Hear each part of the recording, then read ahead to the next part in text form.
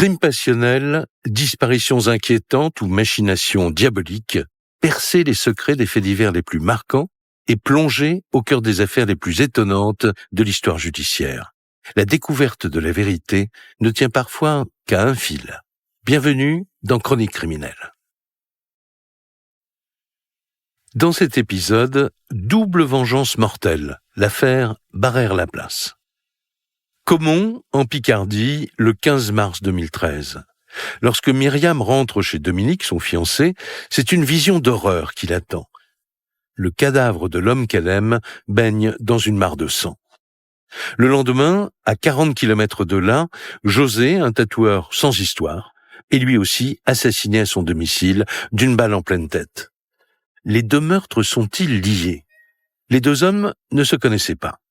Et pourtant, un lien incroyable va être découvert par des enquêteurs médusés. Un lien qui va mettre au jour un complot diabolique. Double vengeance mortelle, un nouveau podcast de Chronique criminelle.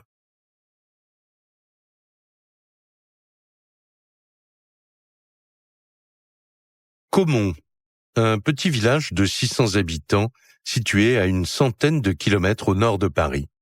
Un endroit isolé, au beau milieu des plaines de Picardie. C'est plutôt résidentiel, rural, c'est au milieu de la nature. C'est un endroit où tout le monde à peu près se connaît, donc les gens se croisent. Stéphane Boucher, journaliste spécialiste des faits divers.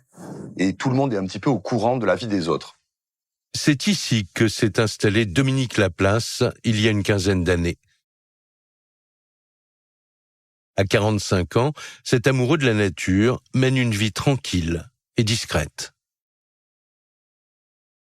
S'il habite dans ce village de Caumont, une petite maison au bout d'une impasse, pas très loin de la campagne. En fait, ça donne sur les champs. C'est un homme qui est très proche de la nature, Tony Poulain, chroniqueur judiciaire. qui aime se promener, randonner dans la nature. Dominique, pour vous le décrire en quelques mots, Jean-Michel Péqueux, ami de Dominique. quelqu'un de gentil, simple. C'est une belle personne. Depuis des années, Dominique est éducateur spécialisé. Il s'occupe d'enfants en difficulté et son métier le passionne. Il y a 1 an, après une rupture difficile, il a renoué avec Myriam, une vieille copine de lycée. Elle est conseillère d'orientation dans un collège. Elles se sont rencontrées dans une soirée. Après, ils étaient inséparables, on va dire. Dominique, il s'est retrouvé heureux, il était bien, il était content. Donc c'est un petit peu un conte de fées pour Dominique Laplace, cet homme, parce que au bras de cette femme, il vit une sorte de seconde jeunesse, en fait. Grâce à Myriam, Dominique a retrouvé la joie de vivre. Elle est gaie, souriante, et il se sent bien avec elle. Ils ne vivent pas ensemble, mais ils ont un rituel qu'ils ne rateraient pour rien au monde.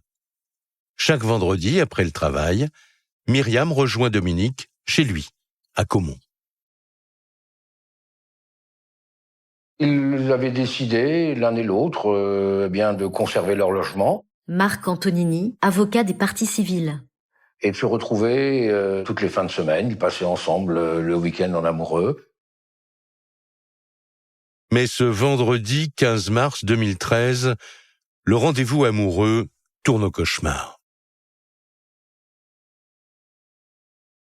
Comme chaque vendredi soir, Myriam arrive chez Dominique, elle frappe, pas de réponse. Alors que théoriquement, Dominique est là. Elle frappe encore, cette fois-ci peut-être de manière un peu plus vigoureuse. Et puis, toujours personne. Elle essaie d'ouvrir la porte et là, surprise, la porte est ouverte, alors que Dominique Laplace avait l'habitude de toujours fermer sa porte à clé. Quelque chose ne tourne pas rond. Alors Myriam, inquiète, pousse la porte du pavillon. Et la vision qui l'assaille dès l'entrée de la maison de Dominique, c'est que Dominique est allongé sur le sol dans une mare de sang. Et là, pour Myriam, c'est quand même une scène effroyable. On peut imaginer ce qu'elle peut ressentir. C'est une vision d'horreur. Dominique est allongé, juste là, dans l'entrée, face contre terre, baignant dans son sang. Il ne bouge plus. La jeune femme ne sait pas quoi faire. Elle est terrifiée. Elle est horrifiée, elle s'approche de Dominique, elle hurle, elle crie, elle le touche. Myriam, paniquée, appelle aussitôt les secours. Ils arrivent quelques minutes plus tard et se précipitent sur le corps. Mais il n'y a plus rien à faire. Dominique est mort. Myriam, elle, se tient à ses côtés, complètement effondrée. Elle a été très marquée par sa découverte. Major Gaubourg, section de recherche de la gendarmerie d'Amiens. Par la découverte de son compagnon ensanglanté, quoi. Elle est dans l'état de choc, en fin de compte. Major Hurier, section de recherche de la gendarmerie d'Amiens. En plus, c'est elle la première personne intermédiaire qui découvre qu'il est mort. Donc oui, elle est extrêmement choquée. En s'approchant de Dominique, les gendarmes font tout de suite une première constatation. Dès qu'il y a eu l'examen de corps, on a vu qu'il y avait une plaie au niveau du cœur. Dominique est mort manifestement d'un coup de couteau, un seul coup de couteau, asséné au cœur. Il n'y a pas d'arme à proximité, on peut difficilement penser à un suicide. On pense tout de suite à l'acte criminel. En se rendant dans ce bourg tranquille, les gendarmes ne s'attendaient pas à avoir affaire à une mort si violente.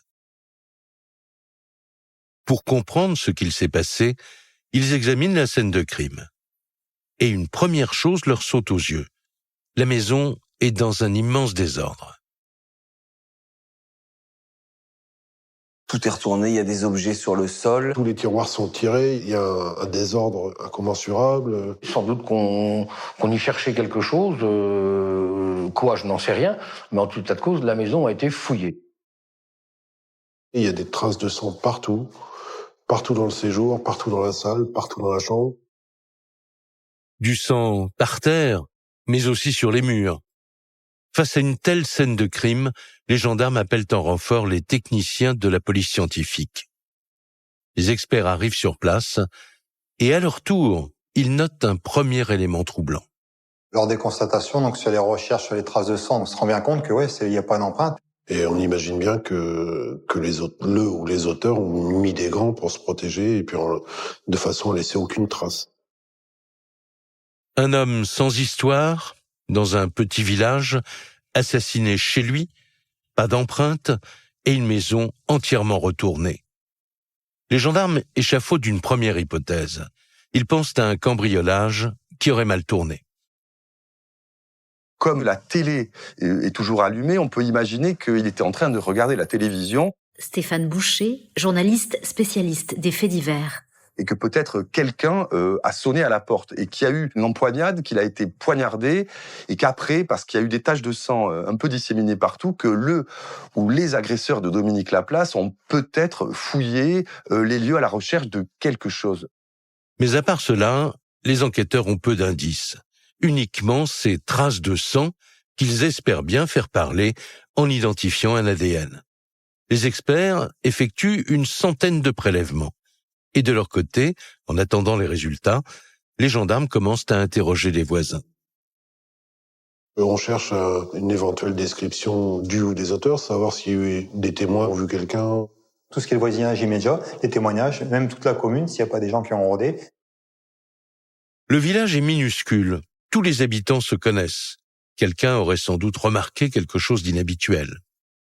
D'autres maisons ont peut-être été cambriolées. Les gendarmes font le tour du quartier.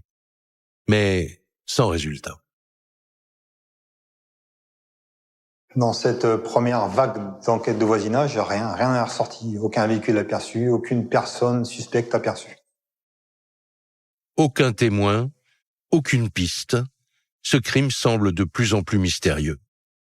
Car un nouvel élément intrigue les enquêteurs. Malgré la maison retournée, les cambrioleurs n'ont rien volé, ou presque. Il y a toujours ces papiers, visiblement il y aurait encore un peu d'argent liquide dans la maison, et il y aurait son ordinateur. Cherchait-il quelque chose en particulier ? Les gendarmes n'ont pas la réponse. Alors ils placent tous leurs espoirs dans l'analyse du sang retrouvé dans la maison. Mais là encore, nouvelle déception. Il n'y a pas de traces d'ADN, il n'y a pas de traces papillaires, il n'y a aucun élément scientifique susceptible d'orienter les enquêteurs. Donc en gros, oui, l'enquête est difficile, on part de rien. Le crime de Caumont est une véritable énigme pour les gendarmes. Mais ils ne baissent pas les bras et ils cherchent de nouvelles pistes. Heureusement pour eux, l'examen du corps de la victime relance l'enquête.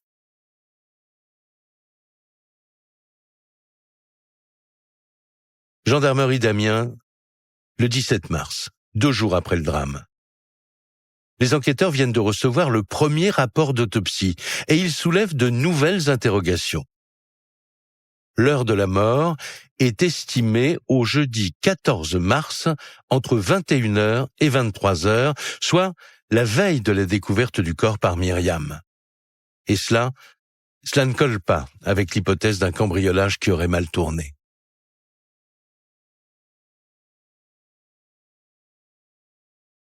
En général, les cambriolages, en tout cas dans leur majorité, sont commis dans la journée, en l'absence des occupants, des habitants. Marc Antonini, avocat des parties civiles.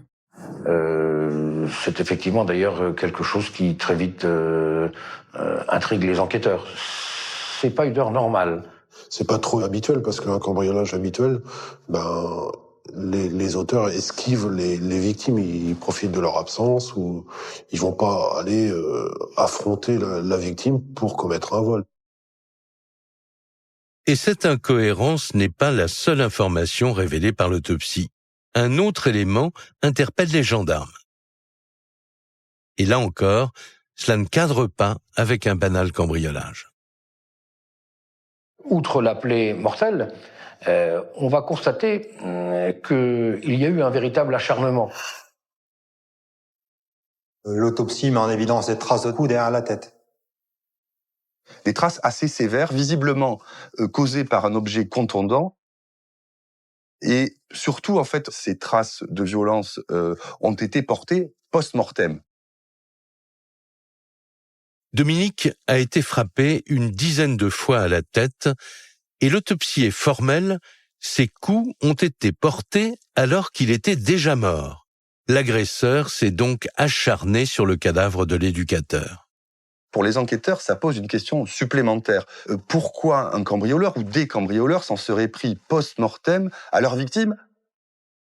Si c'est un cambriolage, ça ne correspond pas à ce genre de coup, quoi. Major Gaubourg, section de recherche de la gendarmerie d'Amiens. Si la personne est tuée, ils ont un cambriolage à faire, pourquoi le frapper à la tête ? On ne comprend pas. L'enquête bascule dans une nouvelle dimension, car les gendarmes en sont convaincus.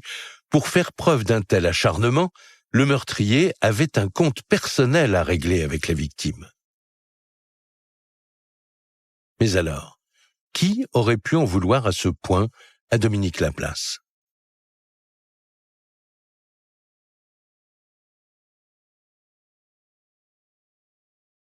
Pour le savoir, il se plonge dans la vie privée de la victime à la recherche du moindre indice qui pourrait expliquer un tel déchaînement de violence.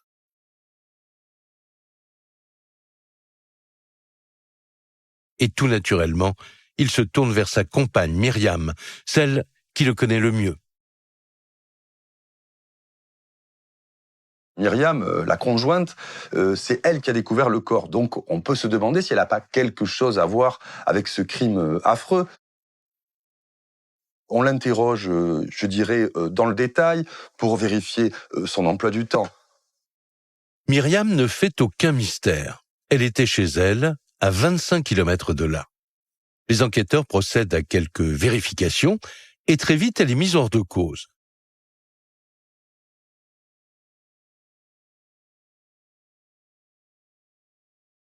Mais avant Myriam, Dominique aurait-il connu des relations amoureuses plus mouvementées ? Pour le découvrir, les gendarmes interrogent alors la famille de la victime. Et un nom revient tout le temps, celui de sa première compagne. On apprend que Dominique Laplace a eu une relation plus que tumultueuse avec une certaine Véronique Piret. Ce que décrivent les proches, c'est une liaison tumultueuse, en fait, hein. Tony Poulain, chroniqueur judiciaire. Avec des séparations, quelquefois pendant de longues semaines. Il y aura 8 à 9 ruptures. Philippe Vignon, avocat de la défense. C'est une sorte de yo-yo, hein. À la fois on s'adore, à la fois on a besoin de l'autre pour vivre, et à la fois on se dispute. Les gendarmes apprennent aussi qu'ils se sont définitivement séparés à peine un an plus tôt. Une rupture qui s'est vraiment très mal passée, une rupture violente. Donc logiquement, les gendarmes à ce stade vont s'intéresser à Véronique. Véronique connaît Dominique depuis plus de 15 ans. Et comme lui, elle aime s'occuper des autres. Elle a 53 ans, elle habite dans la région et un peu comme Dominique. Stéphane Boucher, journaliste spécialiste des faits divers. Elle a un métier qui est dans le social, elle travaille dans un centre de rééducation. Elle est à l'écoute, elle est généreuse, elle est véritablement investie pour les autres. Ils se rencontrent en 1996 et leur histoire fait penser à un véritable conte de fées. Au tout début de cette histoire, Dominique avait été victime d'un accident, il s'était cassé la jambe et en fait il avait été hospitalisé. Et elle était tout simplement l'infirmière qui, entre autres, s'occupait de lui pendant sa rééducation. Dominique a 27 ans, Véronique 10 de plus. Le jeune éducateur est sous le charme de cette belle infirmière qui prend soin de lui. Et dès sa sortie de l'hôpital, il n'a qu'une idée en tête, la revoir. Elle se laisse convaincre et après plusieurs rendez-vous, ils ne se quittent plus. Il en était fou amoureux, donc il avait une relation, Jean-Michel Péqueux, ami de Dominique. on va dire un peu... Voilà, ils sont vantés. Tout les rapproche, le métier, le contact avec les autres et surtout un loisir qui les occupe à plein temps.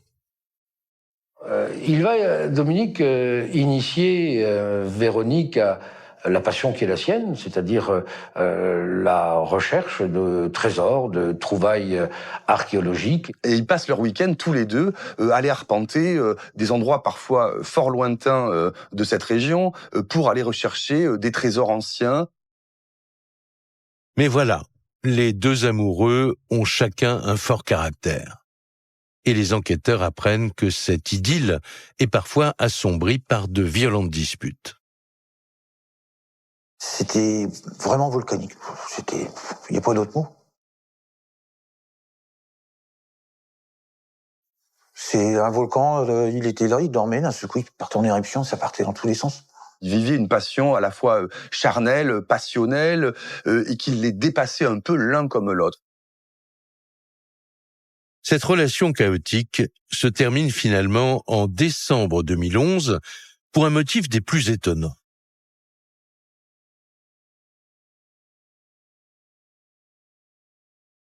Au cœur du conflit, le butin exceptionnel d'une de leurs chasses au trésor. À un moment donné, Dominique a découvert une parure complète. Marc Antonini, avocat des parties civiles.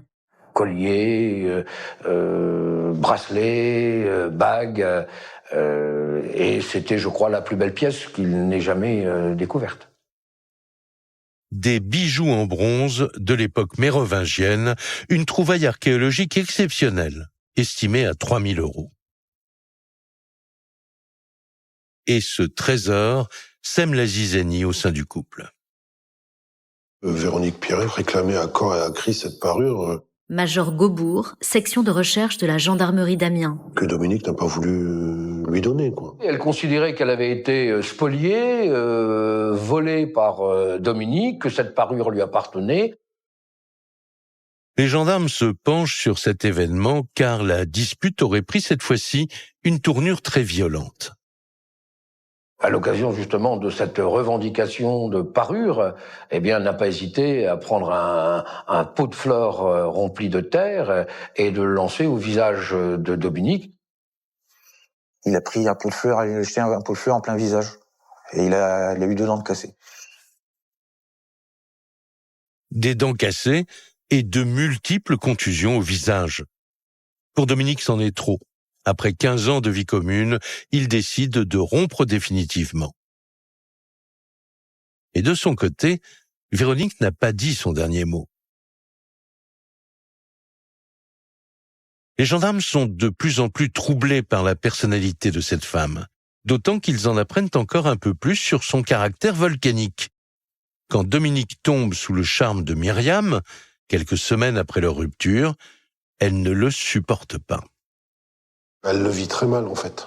Elle vit très mal cette nouvelle relation qui sonne la fin de la leur, en fait. Ça va déclencher effectivement une colère noire chez Véronique Pierret. Les proches de Dominique vont faire part aux gendarmes de ce que Véronique Pierret l'avait menacé. Menace de se faire crever, jusqu'à lui dire tu ne vas pas refaire ta vie comme cela. Je vais te crever avant. Et à partir de là, on peut se demander s'il n'y avait pas véritablement quelque chose d'insurmontable entre Dominique et la bouillante Véronique. Une femme jalouse, capable de violence physique, et qui maintenant menace carrément son ex. Il n'en faut pas plus aux enquêteurs pour la classer parmi les suspects potentiels. Mais lorsqu'ils arrivent chez elle, surprise. Les gendarmes se rendent compte quand même, en voyant Véronique, qu'elle est très affaiblie. En fait, elle porte des béquilles, elle a du mal à se déplacer. Elle a dû être opérée à plusieurs reprises pour une prothèse du genou gauche. Donc elle est physiquement diminuée. Dans son état, Véronique n'est une menace pour personne, et surtout, elle n'est absolument pas en mesure d'agresser qui que ce soit. On imagine mal, en la voyant, qu'elle puisse se rendre à Caumont pour aller tuer Dominique Laplace. C'est difficile de l'imaginer dans la mesure où, pour porter un coup de couteau, il faut lâcher la béquille. Non, son état physique était incompatible avec un acte de violence mortel au surplus. Et lorsque les gendarmes venus l'interroger lui apprennent la mort de Dominique, elle éclate en sanglots. Et elle va s'effondrer. Philippe Vignon, avocat de la défense. Elle va d'abord ne pas y croire et véritablement s'effondrer. Elle tombe en larmes, elle est en état de choc. C'est une femme éplorée, c'est presque une veuve.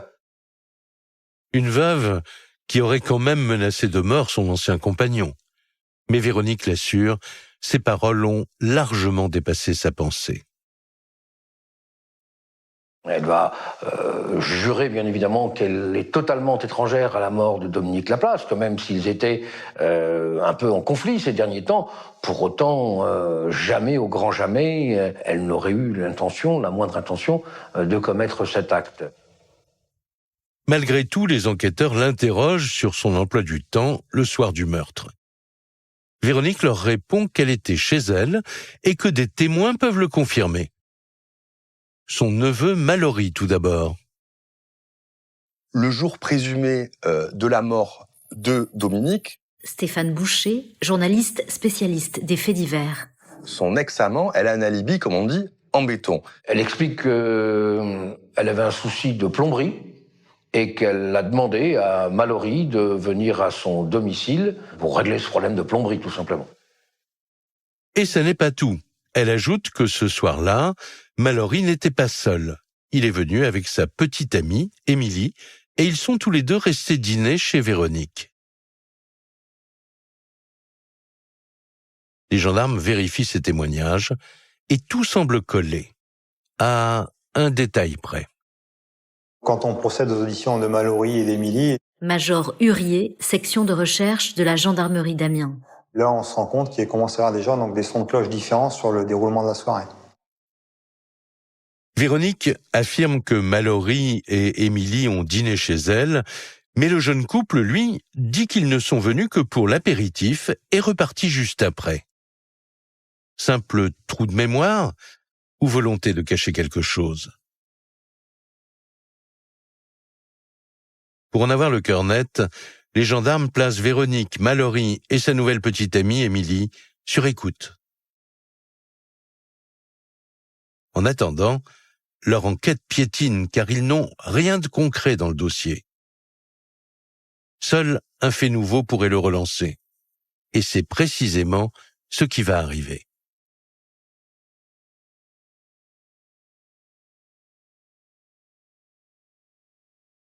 À 40 kilomètres de là, à Laon, le lendemain du meurtre de Dominique Laplace, au commissariat de police, le téléphone sonne en pleine nuit.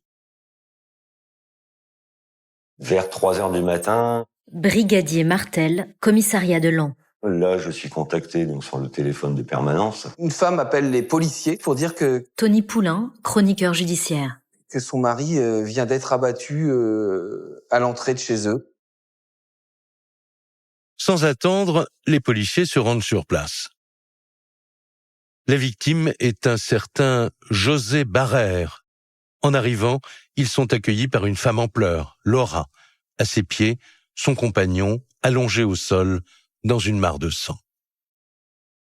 On est dans l'angle arrière de la maison, il y a un petit passage, il est allongé au sol, il est agonisant. Tout de suite, il voit que José respire encore, qu'il a une plaie au crâne.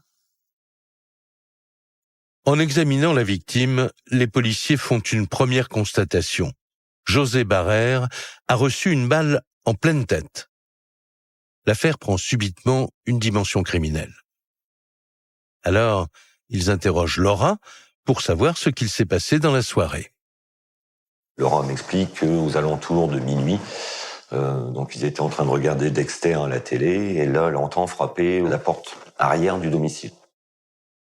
Et Laura va dire que José s'est levé quand ça a frappé à la porte, qu'il a ouvert, et que là, il a vu une femme qui lui dit « Excusez-moi, j'ai éraflé dans la rue votre voiture, est-ce qu'on pourrait faire un constat ?» Donc là, José s'habille, sort du domicile.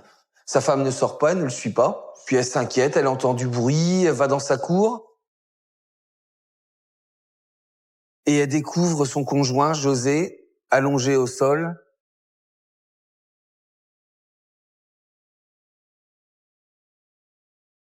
José Barrère a-t-il été victime d'un guet-apens ? Peut-être s'agit-il d'un règlement de compte. Une tentative de meurtre 24 heures après l'assassinat de Caumont, c'est du jamais vu pour la police locale. 2 meurtres dans notre département, c'est la criminalité annuelle. Marc Antonini, avocat des parties civiles. 2 meurtres en un jour, ou en 2 jours pour être précis, c'est effectivement exceptionnel, extraordinaire. Les experts de la police scientifique examinent minutieusement la scène de crime. Mais le tueur n'a laissé aucun indice. Alors les policiers s'intéressent à la personnalité de la victime. D'autant que José Barrère est une figure locale à Laon.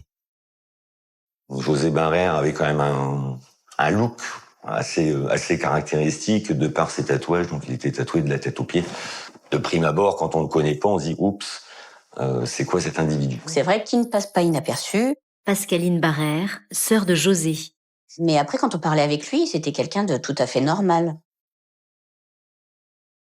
Depuis 2 ans, José file le parfait amour avec sa jeune femme Laura, qui l'aide de temps en temps au salon de tatouage. Il était heureux en ménage avec Laura. Elle le comprenait et puis partageait aussi cette passion pour le tatouage, le piercing. Ils ont eu un petit garçon, ils avaient prévu de faire le baptême quelques mois plus tard. Il avait une vie amoureuse qui était stable et posée. Les policiers se demandent vraiment qui aurait pu vouloir tuer cet homme apprécié de tous. Un seul moyen de l'apprendre, aller vite interroger José Barrère à l'hôpital, car, depuis l'agression, José est entre la vie et la mort. Il a de très brèves phases, on peut même pas dire de réveil, mais de semi-conscience. Martel, donc, il se dit, il est hospitalisé, je vais quand même essayer d'aller le voir sur son lit d'hôpital. Peut-être que je pourrais arriver à obtenir une information, un indice, quelque chose. Et pour obtenir des informations, le brigadier Martel procède à un interrogatoire un peu particulier. Donc le moment où il vient, mon frère ne pouvait pas parler parce il pouvait pas parler. Donc Martel essaie de toucher les doigts de José pour voir si, avec une pression oui, deux pressions non, il pourrait arriver à communiquer avec la victime. Il l'a questionné s'il pensait savoir qui c'était. Bon, malheureusement, José s'énerve et il serre ma main, mais de plus en plus fort. Et donc là, on ne sait pas si c'est du oui, si c'est du non. On voit qu'il est plutôt dans un état d'énervement. Alors, pour tenter d'en savoir plus, l'enquêteur imagine un autre procédé. Je demande à l'infirmière qui est sur place de nous prêter une ardoise et un feutre. Et là, je demande à José savoir, à la question, donc est-ce qu'il a reconnu quelqu'un frappé à sa porte ce soir-là? José Barrère va dessiner 3 lettres sur l'ardoise. Et ces 3 lettres, c'est E-M-L. E-M-L, 3 lettres mystérieuses. Que veut dire José? Désigne-t-il un témoin ou un agresseur? Le policier interroge son entourage. Dans un premier temps, on cherche, on voit pas trop ce que ça peut vouloir dire. Et là, c'est Laura, la compagne de la victime, qui est pleurée, qui est à son chevet. Elle a dit, mais oui, mais moi je sais, E-M-L, ça peut désigner que Émilie. Donc Émilie, donc de son nom Viseur, est l'ex-femme de José Barrère. En écrivant ces 3 lettres, E-M-L, José désignerait ainsi son ex, Émilie Viseur. Quant à savoir pourquoi, le brigadier Martel n'en saura pas plus, car la santé de José se dégrade brutalement. On apprend que José est transféré d'urgence à l'hôpital d'Amiens, donc dans un état très critique, très grave. Il est redescendu en réanimation. Il était toujours vivant. Et moi, je croyais pas à ça. Parce que je me rappelle, ma jeune sœur, elle me téléphone et elle me dit « José, il va mourir ». Je lui dis « Non, c'est pas possible, c'est pas possible. C'est pas possible, il va pas mourir ».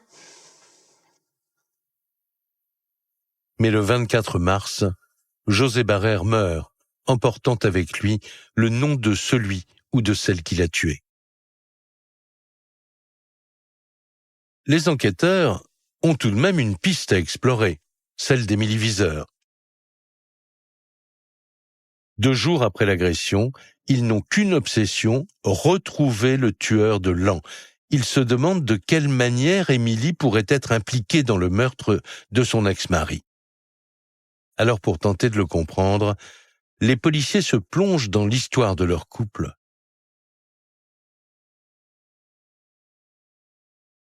C'est en 2003 que la jeune Émilie rencontre José, le tatoueur.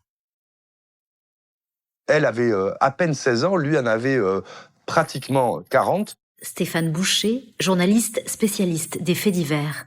Et il y a eu une sorte de coup de foudre. C'est vrai qu'ils se complétaient, en fait. Ils avaient les mêmes idées, la même façon de vivre, voilà. Non, c'était harmonieux.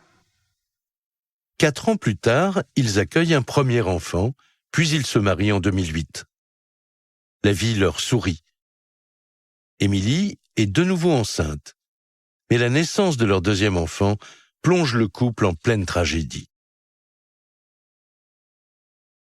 Le bébé souffre en effet d'un cancer incurable. Vous savez, quand vous avez un enfant malade, puis gravement malade... Pascaline Barrère, sœur de José. Forcément, soit ça passe ou ça casse, et donc ça quelque part, ça a détruit le couple. C'est cette maladie qui va sonner le glas de leur rupture, c'est vrai. Le bébé meurt en quelques mois. Émilie et José n'arrivent plus à vivre ensemble. Ils décident de se séparer. Mais tout déraille à propos de la garde de leur premier enfant. Donc Émilie refusait que José voie son enfant régulièrement. Elle veut garder pour elle. Elle ne veut pas le partager avec mon frère. Les enquêteurs découvrent qu'Émilie veut la garde exclusive du premier enfant. Et elle justifie cette exigence par le fait que son mari José serait devenu violent. Elle a porté plainte et elle a dit que mon frère l'avait violentée. Émilie fréquentait régulièrement le commissariat pour déposer des plaintes contre José. Brigadier Martel, commissariat de Laon. Pour soit des violences, soit des non-présentations d'enfants, ou soit faire des mentions de main courante, comme quoi José l'importunait à la sortie des écoles, etc. En enquêtant sur les accusations d'Émilie, les policiers ont un doute, car toutes ces plaintes ont été classées sans suite. Alors, Émilie disait-elle la vérité, ou bien était-elle prête à tout pour tenter d'obtenir la garde exclusive de son enfant? Elle portait plainte alors que c'était pas vrai. Enfin, elle manipulait tout le monde. Elle pose les mains courantes comme elle posait des briques. Emmanuel Ludo, avocat des parties civiles. Elle construit une stratégie, elle construit un argumentaire. Rien n'est fait au hasard. Moi, je savais pertinemment que c'était faux, parce que je le connais, mon frère, j'ai vécu avec lui. Enfin, on faisait beaucoup de choses ensemble, on était très proches. Derrière le visage de la jeune fille, de la jeune maman, se cache peut-être quelque chose de plus inquiétant. Le divorce a révélé aux enquêteurs une facette un peu sombre de la personnalité d'Émilie. Mais pour autant, ils n'ont rien trouvé qui puisse l'impliquer dans la mort de son ex-mari.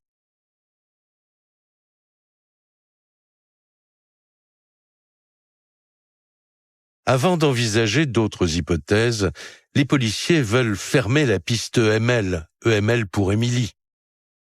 Si José l'a désignée, ce n'est pas par hasard. Et cette guerre si violente autour de la garde de l'enfant les intrigue. Il y a bien un moyen d'en savoir plus. Ce serait de placer Émilie sur écoute. Et là, coup de théâtre. L'opérateur téléphonique nous informe qu'il n'est pas possible de mettre Émilie Viseur sur écoute.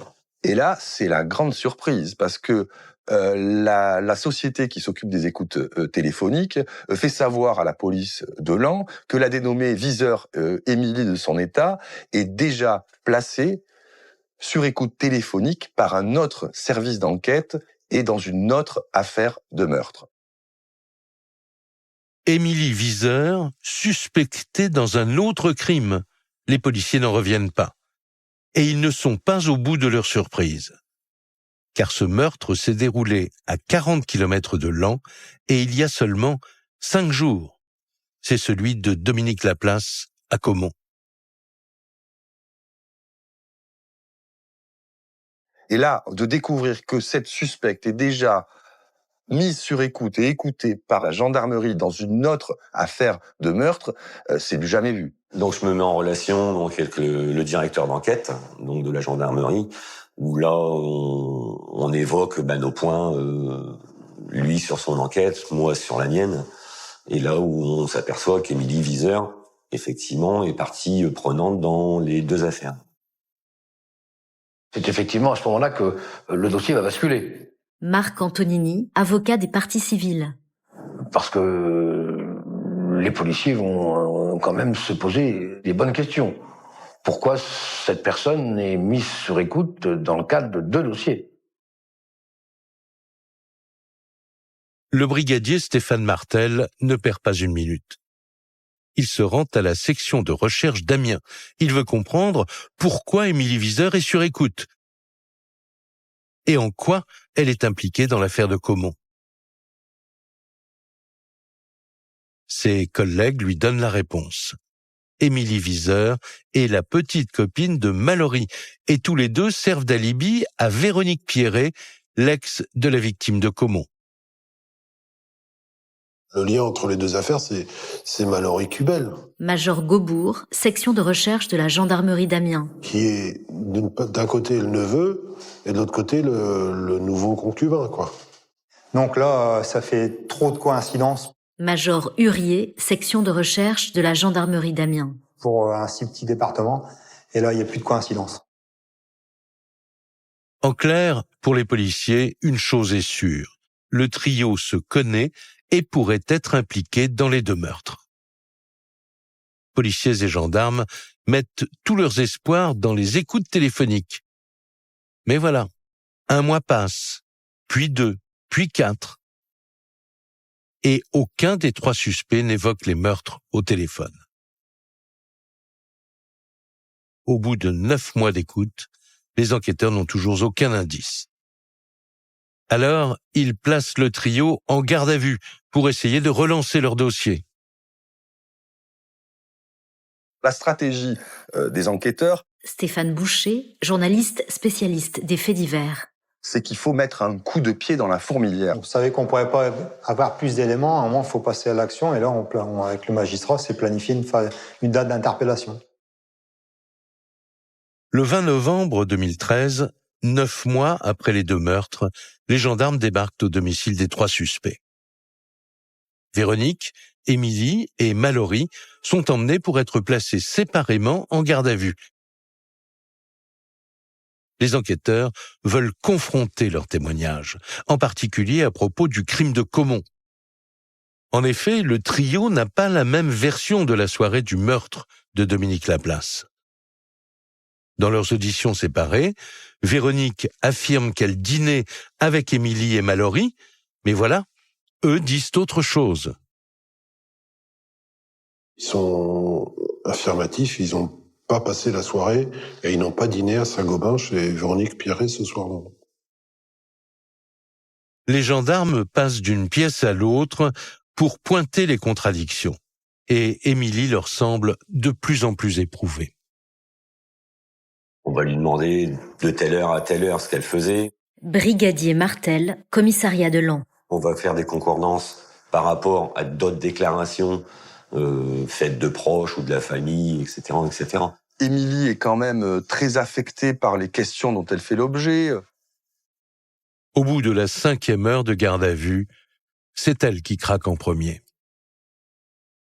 En tout cas, elle dit « je sais des choses, je sais qui est responsable de la mort de Dominique et de la mort de José ». Elle met en cause, sans ambiguïté, son compagnon, Mallory Cubel, et sa tante, Véronique Pierret.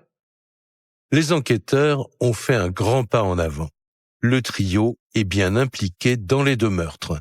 Reste à déterminer maintenant les responsabilités de chacun et savoir qui a tué qui. Et ils comptent bien sur les aveux d'Émilie pour faire craquer les 2 autres suspects. Ils mettent d'abord la pression sur Mallory, le petit copain. Alors Mallory, c'est un jeune homme, il a une 20aine d'années. En fait, il est un peu transparent. Oui, il était influençable.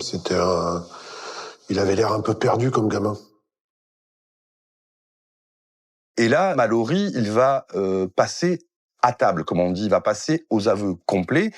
Oui, c'est moi qui ai tué d'abord Dominique Laplace et qui, 24 heures plus tard, ai tué José Barrère. Lui, il se dédouane pas pour le coup, hein. Tony Poulain, chroniqueur judiciaire. Lui, il reconnaît qu'il a donné le coup de couteau à Dominique et il reconnaît qu'il a pressé la détente de l'arme qui a tué José. Face aux accusations d'Émilie, Mallory raconte tout aux gendarmes. Mais s'il avoue le meurtre de Dominique et de José, il affirme n'avoir été qu'un exécutant. S'il a donné la mort à ces 2 hommes, c'était sur ordre de sa tante, de Véronique, et de sa compagne, c'est-à-dire de la jeune Émilie. Il explique qu'il a été l'instrument de la vengeance des 2 femmes. Et il donne aux enquêteurs les détails d'une incroyable machination qui a failli se transformer en crime parfait.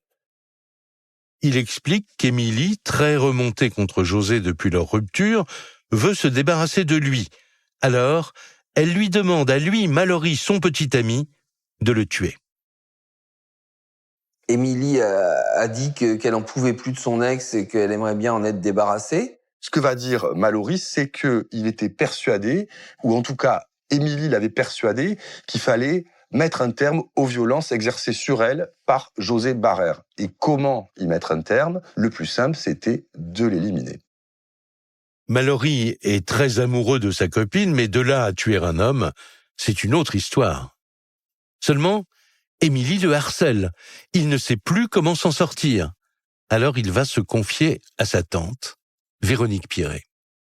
Mallory, qui est un garçon simple, Marc Antonini, avocat des parties civiles. sans doute un peu faible, va demander conseil à Véronique Piré. Et aussi surprenant que cela puisse paraître, non seulement celle-ci ne le décourage pas, mais elle lui propose même un pacte diabolique. Véronique, au lieu d'être choquée par ce qu'elle venait d'entendre, c'est-à-dire qu'Émilie aimerait bien se débarrasser de son ex, au contraire, elle a rebondi en disant je veux bien vous aider pour ce qui est de José, à condition que vous me donniez un coup de main pour ce qui est de Dominique. Et le bras armé de ce trio, ce sera Mallory.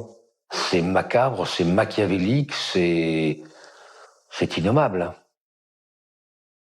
Mais pourquoi, alors qu'il venait voir sa tante pour éviter de commettre un meurtre, a-t-il accepté d'en commettre 2 ? Et voilà ce que dit le jeune homme. Il est fou amoureux d'Émilie et il considère sa tante Véronique comme sa mère. C'est une relation fusionnelle. Major Gaubourg, section de recherche de la gendarmerie d'Amiens. C'est pas une relation normale entre une tante et son neveu. D'après Mallory, sa tante aurait eu une emprise sur lui qui l'aurait poussé à agir. Et Véronique aurait rajouté qu'il ne fallait pas perdre de temps, qu'il fallait exécuter les 2 hommes au plus vite. Alors, comme promis, le 15 mars au soir, elle accompagne Mallory au domicile de Dominique. Ils vont se garer à quelques dizaines de mètres du domicile de Dominique Laplace. Ils ont un peu de tout préparé, c'est-à-dire que ils ont des gants, ils ont de quoi se couvrir, ils ont des perruques pour être grimés. Et il constate qu'il y a de la lumière et que la télé qui fonctionne. Dominique semble seul chez lui.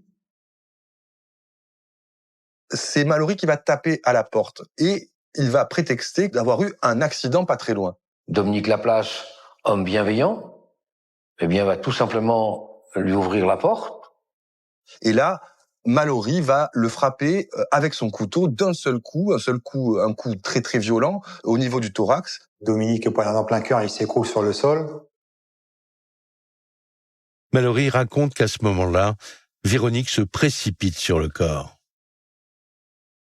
Mallory déclare qu'ensuite, Véronique Piré s'est déchaînée, est entrée dans une crise d'hystérie. Il dit que sa tante assène des coups sur le corps de Dominique, qui est mort ou mourant.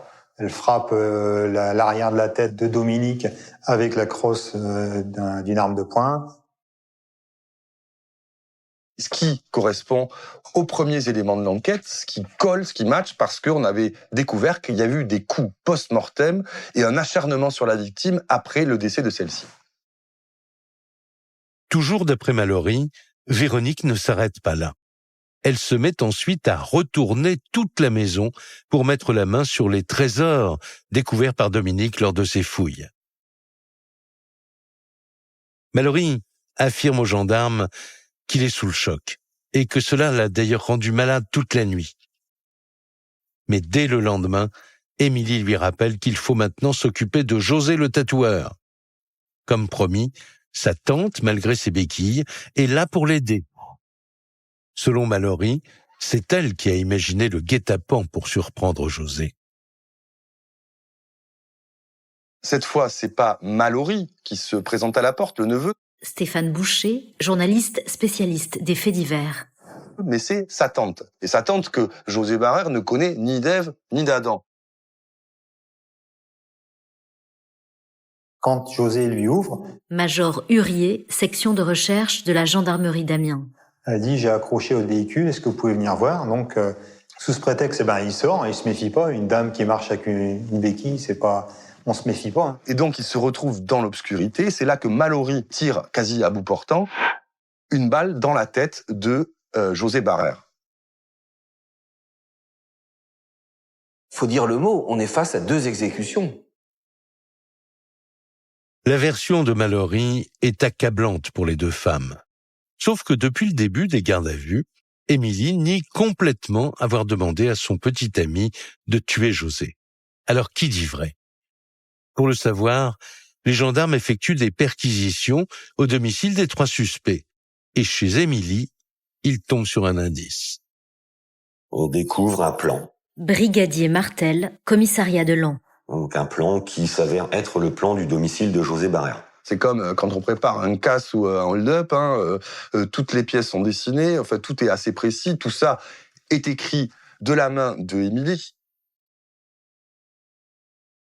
Et là, Émilie, confrontée à ce énième élément qui l'accuse, craque littéralement. Elle se met à pleurer, elle craque.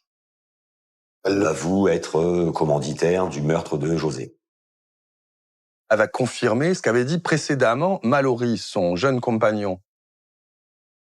Face à toutes ces révélations, Émilie n'est pas la seule à craquer. Comprenant que l'étau se resserre autour d'elle, Véronique passe également aux aveux.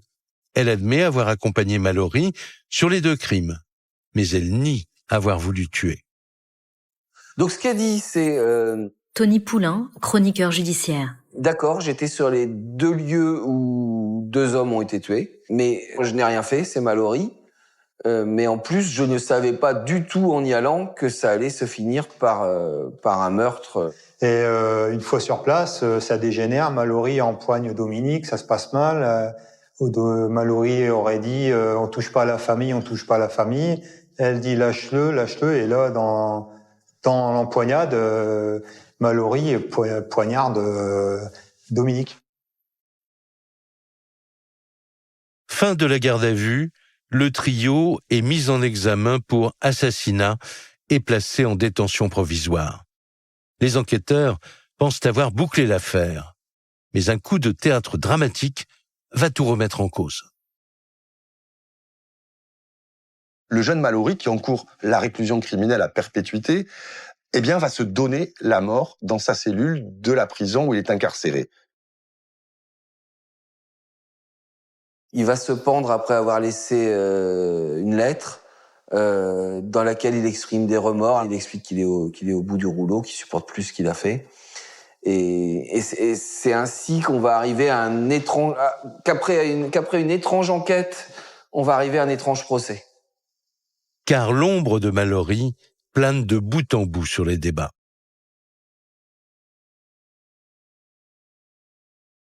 Le 14 novembre 2016, à la cour d'assises de Laon, s'ouvre le procès de Véronique Pierret et d'Émilie Viseur. Elle risque la perpétuité. Seulement voilà, Mallory, celui qui les accusait d'avoir commandité les 2 crimes, n'est plus là pour les accabler. Elles changent toutes les 2 de version. Véronique déclare durant tout le procès qu'elle n'y est pour rien. Elle a toujours dit de manière claire. Philippe Vignon, avocat de Véronique Pierret. Qu'il n'a jamais été dans ses intentions de donner la mort à quiconque. José Barrère, elle ne le connaît pas. Elle ne sait pas qui c'est, elle l'a jamais vu. Quant à Dominique Laplace, elle reste amoureuse de lui et elle n'a aucune intention de lui donner la mort. Elle n'a jamais voulu la mort ni de l'un ni de l'autre. Marc Antonini, avocat des parties civiles. C'est Mallory Cubel, et uniquement Mallory Cubel. Elle n'y est pour rien. Émilie, elle, est revenue sur l'ensemble de ses aveux et nie complètement être à l'origine de toute cette histoire. Elle déclare n'avoir jamais voulu tuer José. Quant à son avocat, il n'a pas souhaité s'exprimer sur cette affaire. Après 2 semaines d'audience, le verdict tombe. Les 2 accusés ne sont pas condamnés à la même peine. Elles sont reconnues coupables de complicité d'assassinat pour les 2 meurtres, mais Véronique est condamnée à 20 ans de prison, Émilie à 10 ans. Elle a bénéficié du fait de ne pas avoir participé physiquement aux 2 crimes. Aucune des 2 condamnées ne fait appel. Pour les enquêteurs, c'est l'épilogue d'une affaire hors du commun. J'ai jamais vécu une telle affaire. J'ai jamais... Là, un tel complot, une telle manipulation pour c'est difficilement imaginable, quoi. C'est diabolique. Être capable comme cela, 2 jours d'intervalle, de commettre 2 meurtres, c'est d'un sordide tellement exceptionnel que non, je n'ai pas été confronté à ce type d'affaires.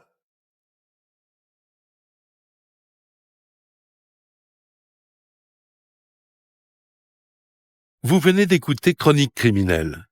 Si l'épisode vous a plu, n'hésitez pas à mettre des étoiles, à commenter ou à vous abonner sur votre plateforme d'écoute préférée. Et retrouvez dès la semaine prochaine un nouvel épisode de Chronique criminelle.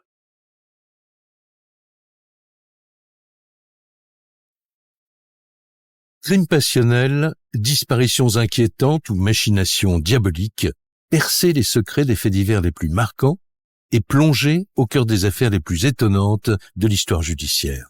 La découverte de la vérité ne tient parfois qu'à un fil. Bienvenue dans Chronique criminelle. Dans cet épisode, l'affaire Béatrice Hédouin. Elle est grande, belle et toujours bien habillée. Mais elle est aussi séductrice et manipulatrice. En clair, Béatrice Hédouin envoûte les hommes. Alors lorsqu'en avril 2001, Claude Bichet, l'un de ses amants, disparaît mystérieusement, c'est tout naturellement vers elle que l'enquête se tourne. Mais lorsque le corps du chef d'entreprise est retrouvé quelques mois plus tard, une balle dans la tête, elle le jure, entre elle et lui, c'était la passion. Alors pourquoi aurait-elle voulu sa mort ? La réponse dans ce nouveau podcast de Chronique criminelle.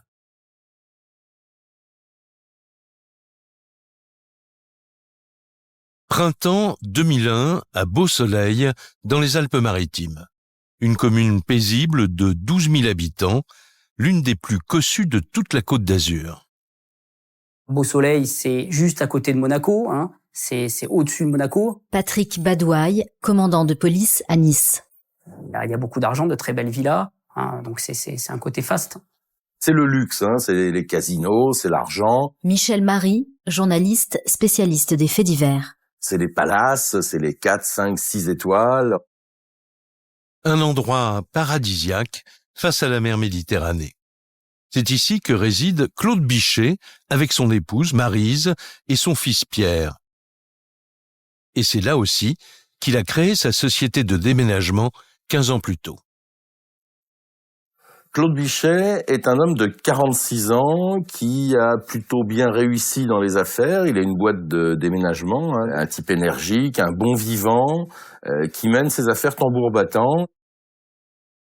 Parti de rien, Claude Bichet est aujourd'hui à la tête d'une entreprise florissante. Il emploie une 12aine de salariés qui tous adorent leur patron. Parmi eux, Bruno Baliana, il est à la fois son bras droit et son confident. Personnellement, des patrons comme ça, j'en ai pas eu tellement dans ma vie. Bruno Baliana, ami et employé de Claude Bichet. C'était un ami, c'était devenu un ami même. Je vous dis franchement, c'est devenu un ami. C'est un mec hyper sympa.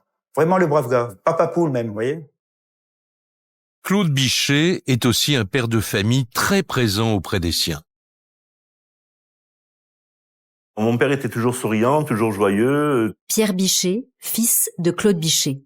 Toujours festif, il était jamais trop en colère. Il aime bien rigoler, c'est un rigolo. Il aimait bien faire des farces. Yvonne Zollinger, sœur de Claude Bichet.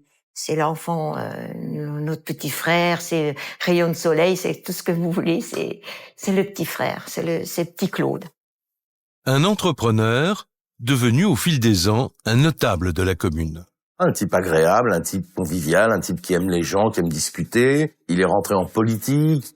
Il est, à cette époque, conseiller municipal de la ville de Beau-Soleil. André Hubert Bézina, avocat des parties civiles. C'est une personnalité connue, appréciée, parce que c'est un gros travailleur.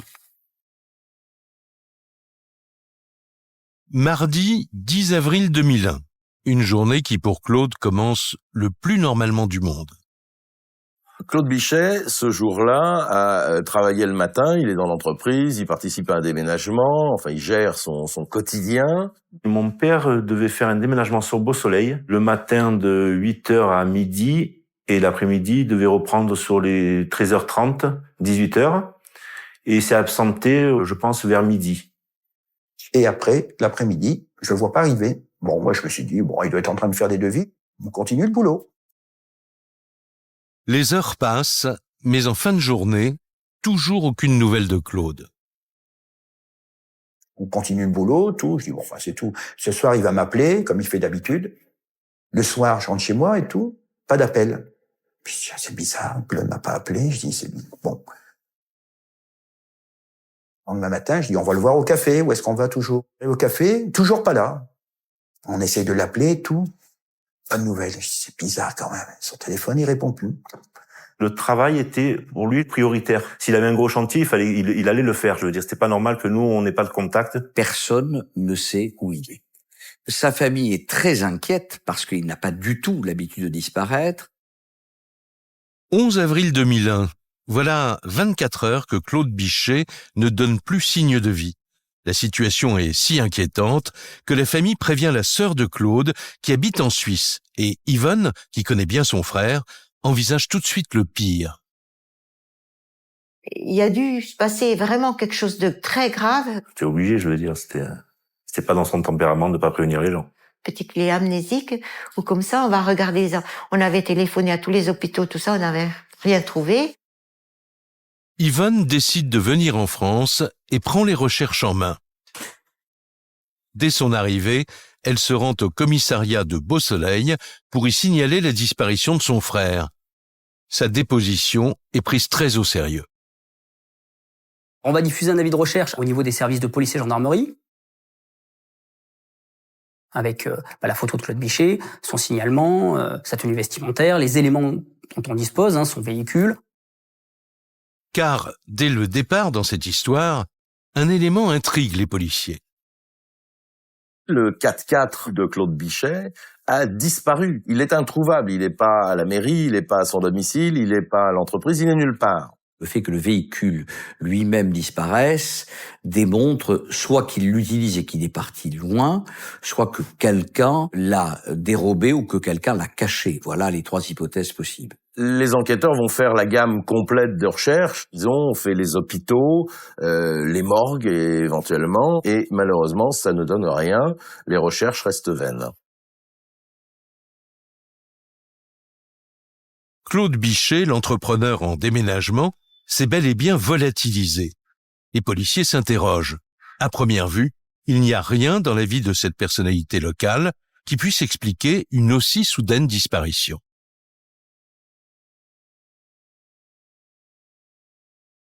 D'autant que, pour tous, Claude Bichet est un mari comblé. Il avait épousé Marie, sa compagne, 10 ans auparavant. C'était en septembre 1990 à la mairie de Beausoleil, une journée dont Yvonne, la sœur de Claude, se souvient encore. Le mariage, c'était vraiment, vraiment, vraiment beau. C'était bien. Et puis, c'était joyeux. On était tous contents, maman était heureuse, tout le monde était bien. Comme on le voit sur cette vidéo prise pendant la cérémonie, ce jour-là, rien ne semble pouvoir entamer la joie et la fierté de Claude Bichet. Pour lui, le mariage, ça représentait vraiment la réussite. Ça représentait, j'ai une famille maintenant, je vais être bien, je construis quelque chose de bien. Pour lui, c'était l'apothéose. C'était ce qui, je pense, son rêve de toujours. Vous voyez, il fait meilleur ici, Les mariés sont resplendissants. Plus d'une centaine d'invités sont venus célébrer les noces de Maryse et de Claude.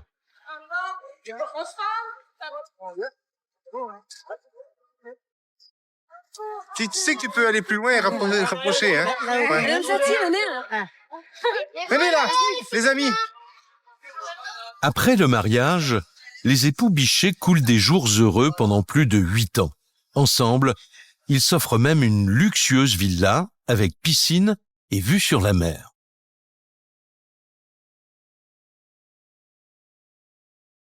Mais pour le couple, cette existence sans nuages bascule d'un seul coup, un matin de l'année 1998. Puis un beau jour, Claude Bichet, à l'occasion d'un déménagement, Michel Marie, journaliste spécialiste des faits divers. a fait la connaissance d'une cliente et il est tombé amoureux de cette femme. On est en train de faire un déménagement. Bruno Baliana, ami et employé de Claude Bichet. Et ce jour-là, on l'a pas vu de la journée. Il était avec elle, donc.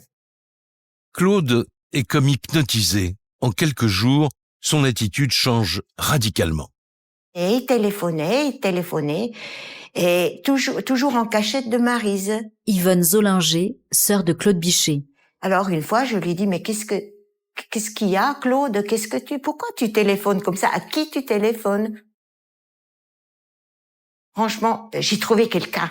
Oh, tu verras la nana. Elle est très jolie, elle est sensationnelle, elle est belle. Il est très attiré par cette femme qui dégage quelque chose d'incroyable. Claude était envoûté. Je pense qu'il était vraiment, franchement amoureux. La femme dont il est tombé amoureux s'appelle Béatrice Edouin. À 44 ans, elle est sans profession connue et le moins que l'on puisse dire, c'est qu'elle ne passe pas inaperçue. C'est une femme pétillante, très coquette. Tina Colombani, avocat de la défense. Très apprêtée, très maquillée, toujours très bien habillée. Talons hauts, mini-jupe, toujours des décolletés. Franchement, beaucoup d'hommes se retournaient sur elle, même des hommes mariés. Béatrice, elle veut plaire, elle aime plaire et il faut que les hommes la regardent. Patrick Badouaille, commandant de police à Nice. Voilà, c'est Béatrice Edouin. On ne peut que, je dirais, la désirer. Impossible pour Claude de résister au charme redoutable de cette créature. C'est vrai elle avait certains atouts physiques, une poitrine assez volumineuse. Je pense qu'elle a eu par le sexe. Hein. Le sexe. La drogue du sexe, peut-être. Mais ça, c'est certainement, il a eu ça à un moment donné avec elle. Ça, c'est l'a tenu par là à un moment donné. Elle a perdu complètement la tête. Elle lui a fait perdre complètement la tête, pardon.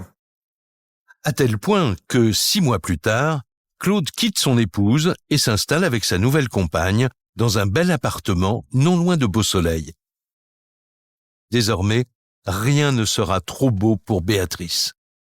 Quand elle veut quelque chose, voilà, elle le dit à Claude, et pour lui, il est naturel de lui offrir. Il la couvre de bijoux, il lui fait des cadeaux somptueux. Il vit de manière tout à fait aisée, il a pas mal d'argent. Du moment où il va rencontrer Béatrice Edouin, Claude Bichet va devenir dépensier.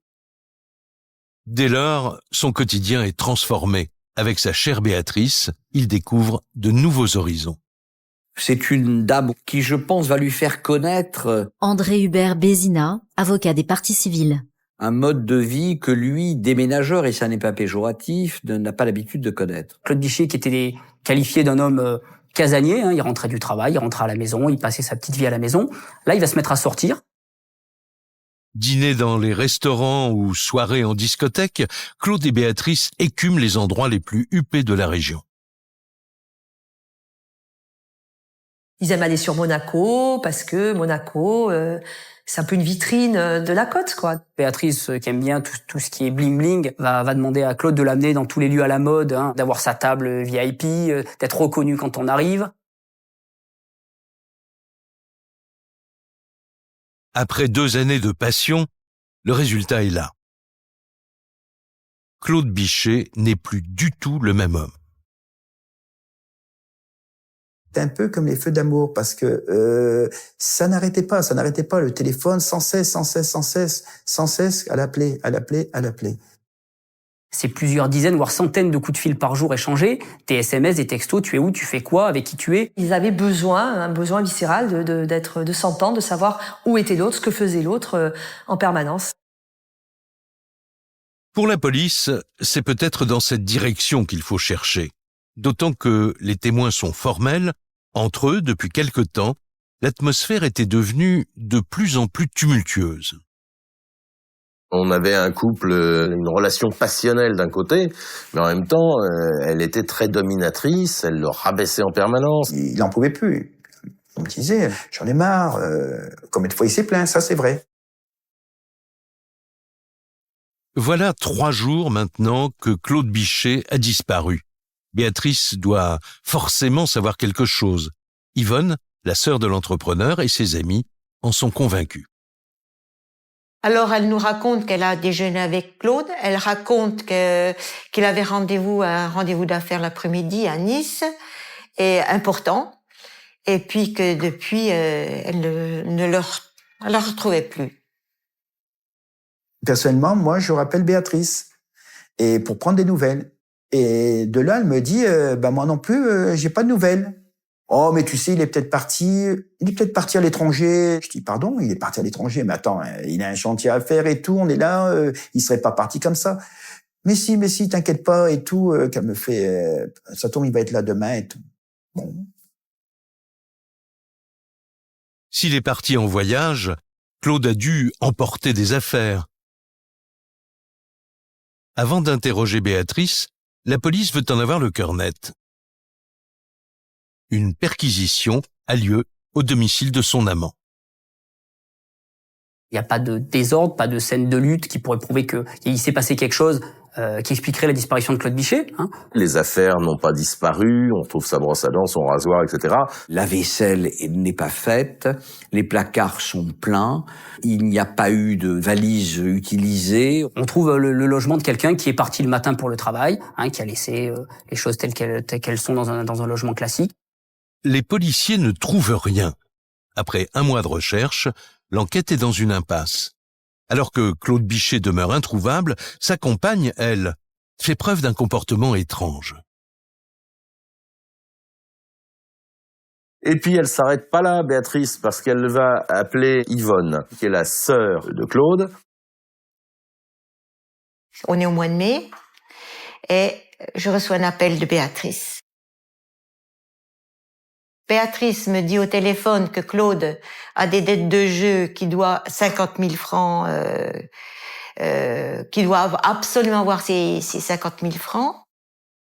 Mais Yvonne n'en croit pas un mot. Et il jouait pas. Il avait horreur de ça. Tout ce qu'elle raconte, c'est impossible. Ça, c'est pas Claude. D'abord, la piste d'un départ vers l'étranger, et maintenant cette invraisemblable histoire de dette de jeu. Yvonne se rend au commissariat pour alerter les enquêteurs. Et elle leur raconte aussi un curieux événement. C'était 2 mois tout juste avant que Claude ne disparaisse. Une période où son téléphone avait sonné plusieurs jours dans le vide. J'ai dit, mais où tu es? Ça fait 3 jours que je n'arrive pas à t'avoir. Yvonne Zollinger, sœur de Claude Bichet. Elle me dit, je suis à l'hôpital. Je dis, mais qu'est-ce que tu fais à l'hôpital? Il avait le bras abîmé, là. Il y avait le bras pas cassé, mais il y avait une blessure au bras. Bruno Baliana, ami et employé de Claude Bichet. J'ai su quelques jours après qu'il avait été agressé. Une agression qui a eu lieu au retour d'une soirée bien arrosée à Monaco. Béatrice était au volant, Claude, lui, était allongé à l'arrière. Il fait nuit et monsieur Bichet est pris d'un besoin pressant, s'arrête, sort du véhicule. Tina Colombani, avocat de la défense. Et à ce moment-là, surgit dans la nuit un autostoppeur, enfin en tout cas on a toujours appelé l'autostoppeur. L'autostoppeur l'agresse. Michel Marie, journaliste spécialiste des faits divers. Avec un coup de barre de fer qui lui porte sur la tête assez violemment. Un coup de cutter au bras. Claude Bichet, il est déménageur. Patrick Badouaille, commandant de police à Nice. C'est un grand gabarit, c'est pas non plus un enfant. Donc il va se défendre, il va réussir à mettre cet homme en fuite. Claude s'en tire miraculeusement. Il est blessé à l'arme blanche, mais bien vivant. Quant à son mystérieux agresseur, il a disparu dans la nuit. On n'a jamais su les tenants et les aboutissants de cette histoire. Monsieur Bichet n'a jamais souhaité déposer plainte d'ailleurs contre qui que ce soit. On voit dans cette agression quand même quelque chose de très violent. Une mystérieuse agression au couteau 2 mois plus tôt, et maintenant, cette disparition brutale. Les enquêteurs se disent que les deux sont peut-être liés. Alors évidemment, ils s'interrogent sur le rôle éventuel de Béatrice dans ces 2 affaires. Donc on commence à se demander si l'agression ayant peut-être avorté, Béatrice Douin n'a pas cherché à faire autre chose. Et du coup, on va demander au juge d'instruction de pouvoir la mettre sur écoute pour savoir, outre ses déplacements, savoir un petit peu ce qu'elle dit, ce qu'elle fait de ses journées, puisqu'elle est toujours accrochée à son téléphone. Les policiers sont de plus en plus suspicieux. Pourtant, il n'y a aucune trace de cette femme dans leur fichier. Béatrice Hédouin est née en 1955 à Aubervilliers, près de Paris. Un mariage, 2 enfants, une existence des plus banales. Cette mère de famille n'a jamais fait parler d'elle. C'est une femme qui est intelligente, une personne qui est cultivée, qui a travaillé comme agent administratif, qui a été secrétaire médicale, qui a même travaillé dans un service de police à un moment donné. Elle a vécu une vie absolument sans relief pendant des années en région parisienne. Et 2 ans avant la disparition de Claude, elle décide d'aller s'installer donc à côté de Nice. La mer, le soleil, la plage, une destination de rêve pour cette jolie quadragénaire, tout juste séparée de son mari. Madame Hédouin a été séduite par la Côte d'Azur. André Hubert Bézina, avocat des parties civiles. On peut l'être très facilement. Et peut-être qu'il y a un choc thermique qui s'est produit, qui s'est opéré lorsque elle est arrivée dans le sud. Elle a vu le soleil, elle a vu une autre existence qui s'offrait à elle, comme si elle avait basculé dans un autre monde, dans un autre univers.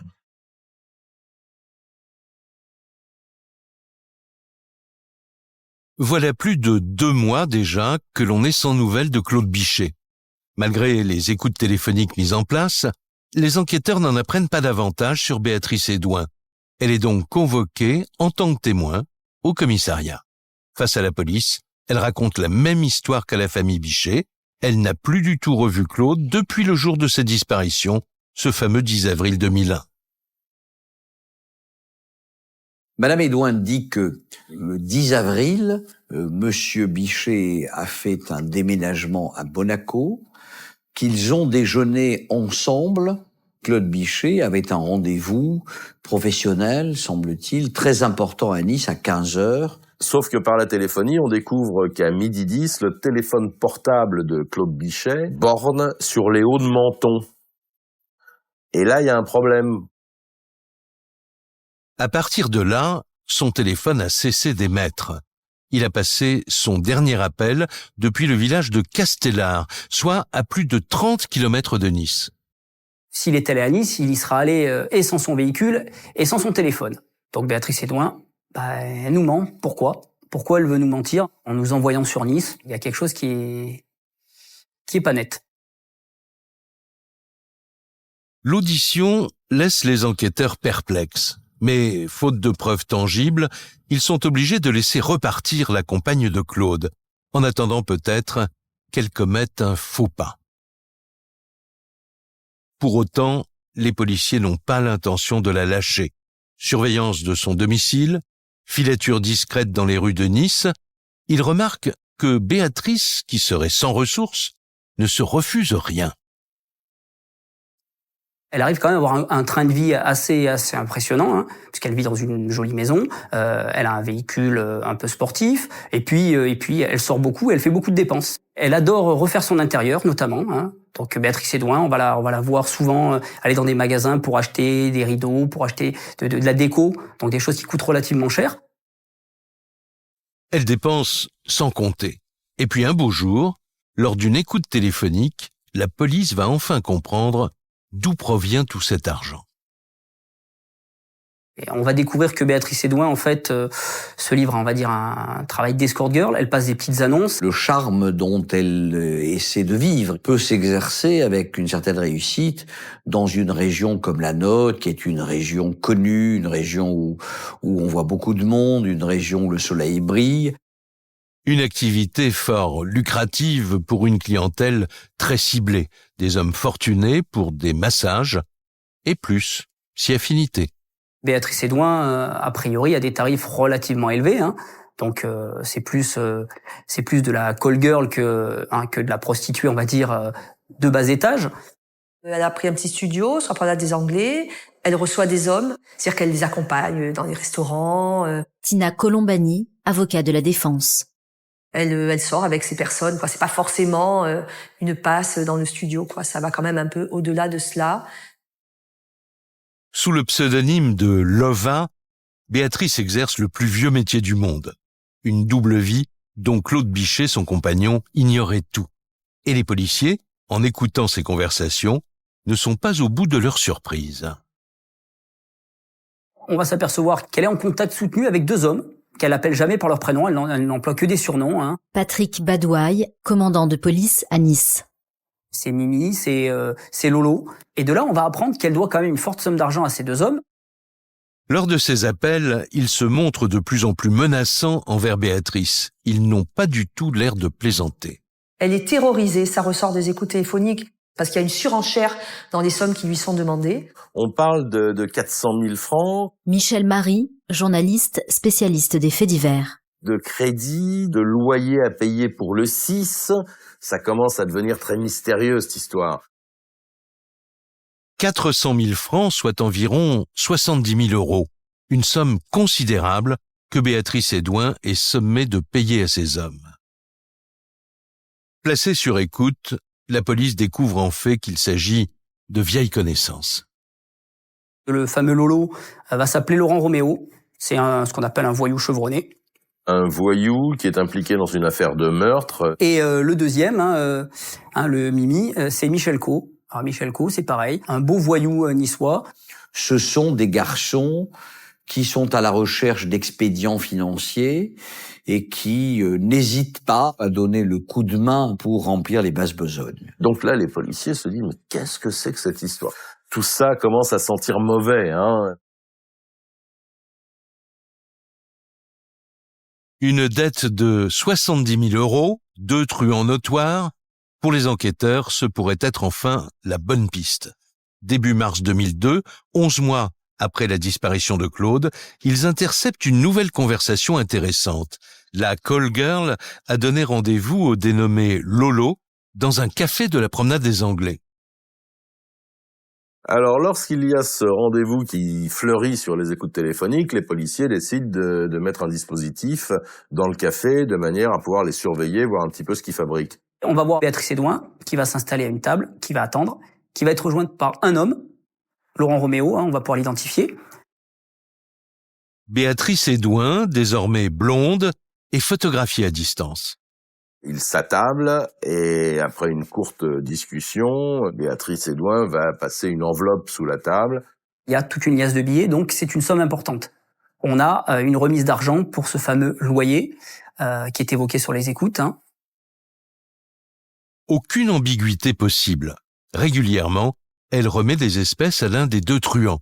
Dans l'esprit des enquêteurs, un scénario commence à se dessiner. Béatrice Hédouin a peut-être mandaté ces deux hommes pour attenter à la vie de Claude Bichet. Il n'y a plus tellement de place. André Hubert Bézina, avocat des parties civiles. Au doute et à la coïncidence, ils ont là une piste très sérieuse. Il n'y a pas de raison de se précipiter. Hein. On a commencé à assembler tout notre puzzle. Au printemps 2002, l'enquête s'oriente plus que jamais vers la piste criminelle. Pourtant, la police manque toujours de preuves pour confirmer cette hypothèse, jusqu'à l'identification sur les écoutes d'un troisième homme. Michel Co est en relation avec un homme qu'il appelle Jacques, qui a l'air plus âgé. Et on va s'apercevoir rapidement que Jacques, c'est Jean-Jacques Gros. C'est un voyou, lui aussi. Lui, il sort aussi d'une longue période de prison. Il y a une espèce de trio de voyous, là. Ils sont en relation tous les trois. Un autre repris de justice, aussi dangereux que les deux premiers. D'autant que ce Jean-Jacques Gros réside dans la région et pas à n'importe quel endroit. Ce monsieur, il habite une maison isolée, sur les hauteurs de Menton, sur la commune de Castellar. Castellar, ça fait tilt dans l'esprit des enquêteurs. Exactement à l'endroit où borne pour la dernière fois le téléphone de Claude Bichet. C'était presque un an auparavant, le 10 avril 2001 vers midi. Depuis, plus rien. Pour les policiers, c'est là que le déménageur aurait pu être éliminé. Après des mois de recherche, l'enquête semble sur le point de toucher au but. Et quelques jours plus tard, le meilleur ami de Claude leur livre un témoignage qui va se révéler décisif. Et un beau matin, Bruno Baliana, qu'on a déjà vu plusieurs fois, va venir voir les enquêteurs pour leur dire écoutez, il y a quelque chose qui me travaille, il faut que je vous dise. Et là, il va nous raconter donc une histoire. Un jour, dans une boîte de nuit... Bruno Baliana, ami et employé de Claude Bichet. Si je tombe nez à nez, Béatrice Hédouin. Et là, elle commence à me dire, je vais te dire quelque chose, mais il faut que ça reste entre nous. Elle me dit, Claude, tu le verras plus, il est mort.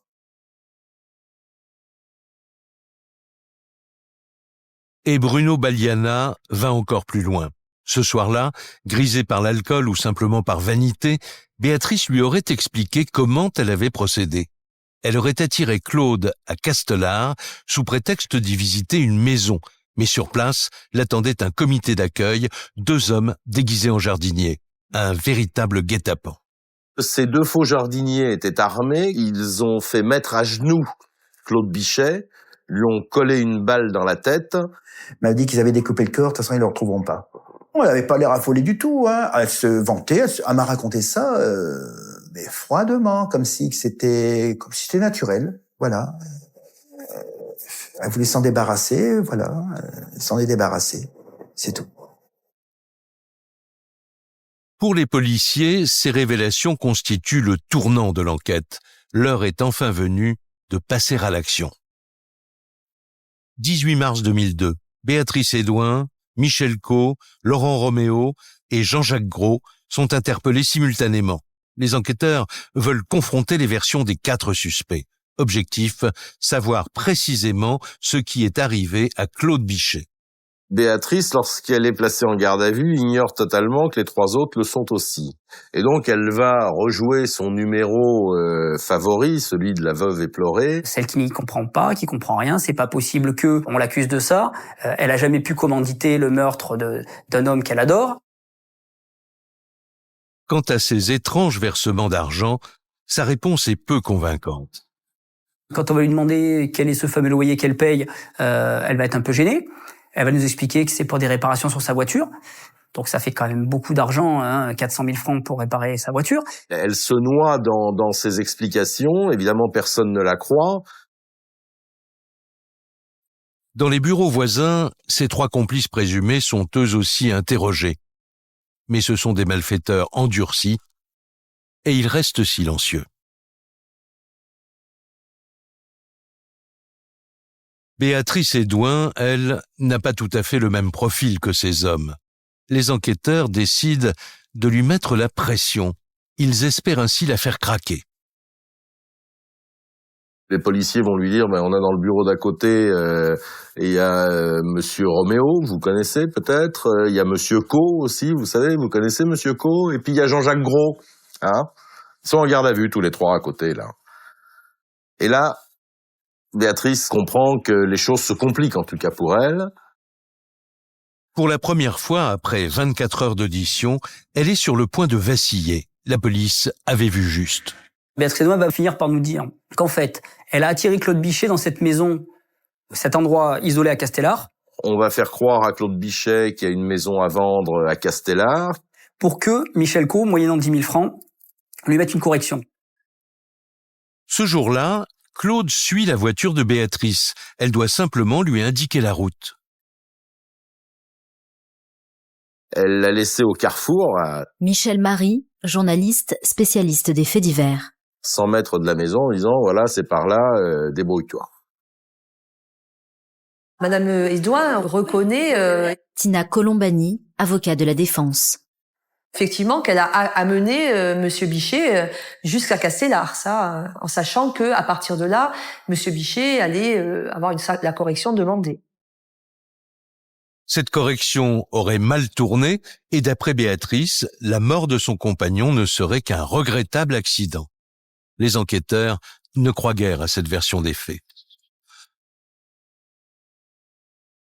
Monsieur Caux et Monsieur Roméo n'allaient pas assassiner Monsieur Bichet pour 10 000 francs. Ça me paraît évident que 10 000 francs, c'est le prix d'une correction.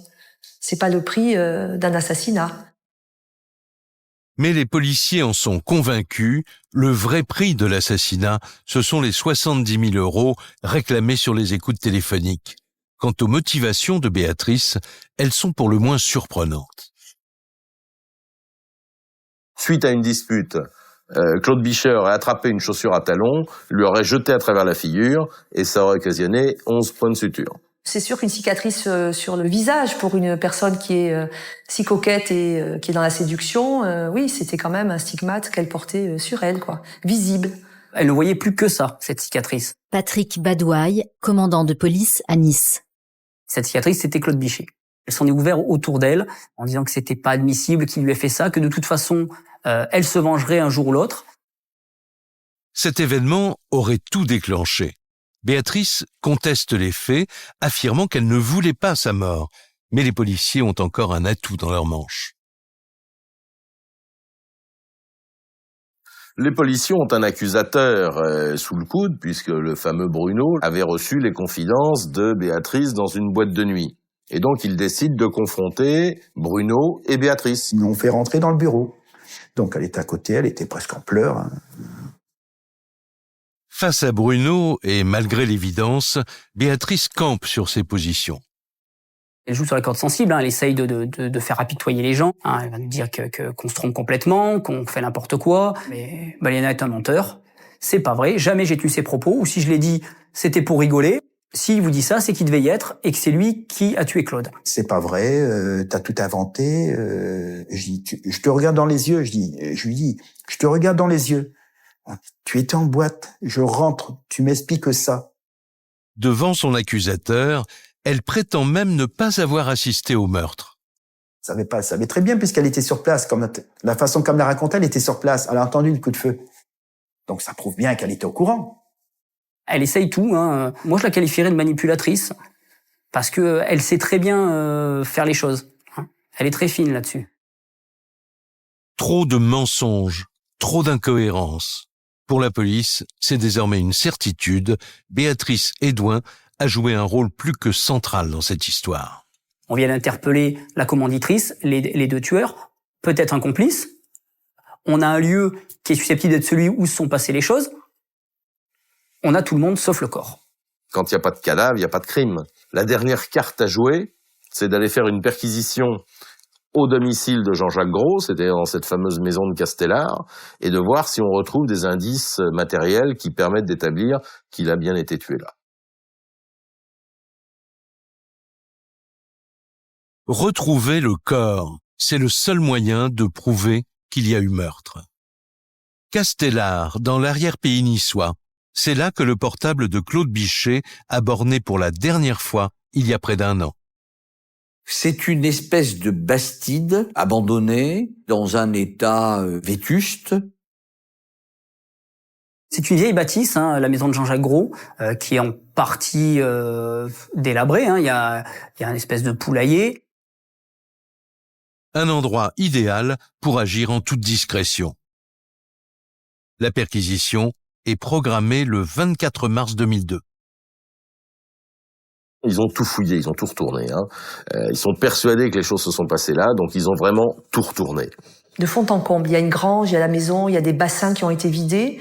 On va pas du tout trouver le corps de Monsieur Bichet, on trouve rien à ce moment-là. Ils vont trouver quelques ossements visiblement d'animaux morts, vaguement enterrés. Sur place, les enquêteurs ne découvrent rien, ou presque. Mais cette maison isolée, on va quand même y retrouver un faux ongle dans une des pièces. Alors qu'on sait, et d'ailleurs il le dit, Jean-Jacques Gros, qu'il n'amène pas de femme dans cette maison. Cet ongle va partir au laboratoire aux fins de recherche ADN. Malheureusement, on ne retrouvera pas suffisamment de matière pour établir un profil ADN. Vu l'apparence de Madame Hédouin. André Hubert Bézina, avocat des parties civiles. Toute la panoplie y était, la couleur des cheveux et tout. Le faux ongle fait partie d'une panoplie, mais ce sont des déductions, ce ne sont pas des preuves.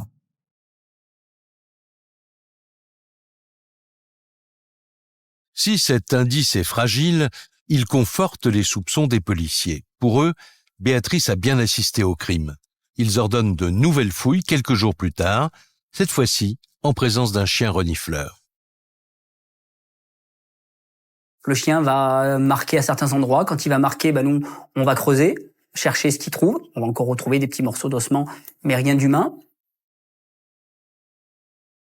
Et en discutant avec le maître chien, il va nous expliquer que par 2 fois, quand le chien est rentré dans le poulailler qui est sous la pièce de vie de Jean-Jacques Gros, il n'a pas marqué, mais voilà, il n'était pas comme d'habitude. L'animal aurait flairé quelque chose. Dès lors, toutes les recherches se concentrent à cet endroit. Et là, on va se retrousser les manches et on va commencer à creuser. Les policiers creusent et à un moment donné, Il pense buter sur une racine. C'est pour ça qu'en fait, de racines, ce sont en fait des doigts. Et qu'au bout, on a un poignet, un avant-bras, un bras.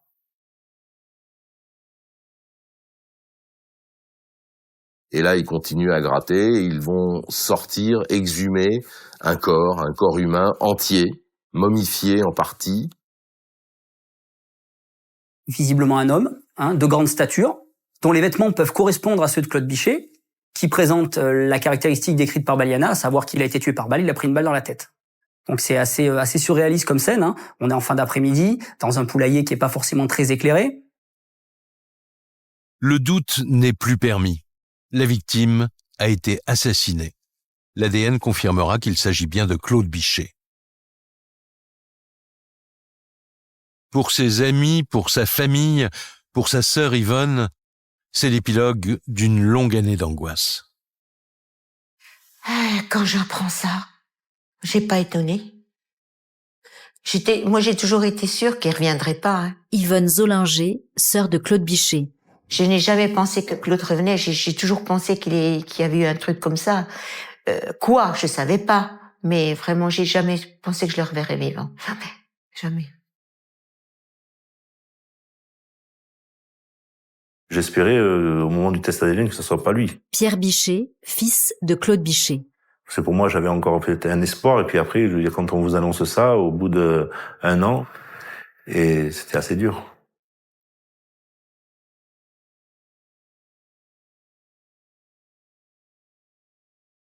Incarcérée depuis mars 2002, Béatrice Edouin et ses 3 complices sont mis en examen pour assassinat.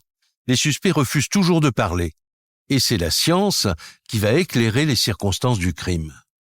L'autopsie révèle que la mort de Claude Bichet a été provoquée par balle. Michel Marie, journaliste spécialiste des faits divers. Une balle de 9 mm tirée dans une trajectoire descendante, ce qui veut dire que la victime devait être à genoux. Manifestement, la posture qu'on a choisi de faire prendre à Claude Bichet est une posture d'exécution. La thèse de Béatrice, celle d'une punition qui aurait dégénéré, s'écroule. Avec une seule plaie par balle. Patrick Badouaille, commandant de police à Nice. Voilà, c'est pas non plus une bagarre qui aurait mal tourné, c'est une exécution. Il a pris une balle dans la tête. Ils l'ont abattu comme un chien. Quand on met une personne à genoux avec un pistolet derrière la tête... Bruno Baliana, ami et employé de Claude Bichet. Pour moi, c'est un contrat. Pas une correction, voilà, comme elle a dit. Une simple correction, c'est pas vrai. Ça, j'en suis sûr à 100%. Très vite, la presse s'empare de l'affaire et en révèle les moindres détails. Ça crée un mouvement de stupéfaction dans la région de Beausoleil, de Monaco, où habitait Claude Bichet, qui était un homme, encore une fois, respectable et très connu. Moi, le matin, je pars travailler, en fait, un matin, et à la librairie, affiché en grand, c'était marqué un contrat sur le conseil municipal de Beausoleil. On aurait dit même qu'on était dans un système un peu mafieux, que c'est... Voilà, on tue un type qui dérange.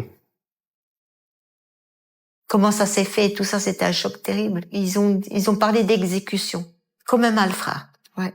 Et quand ils l'ont retrouvé, naturellement, ils ont décrit la scène et je vais pas en parler.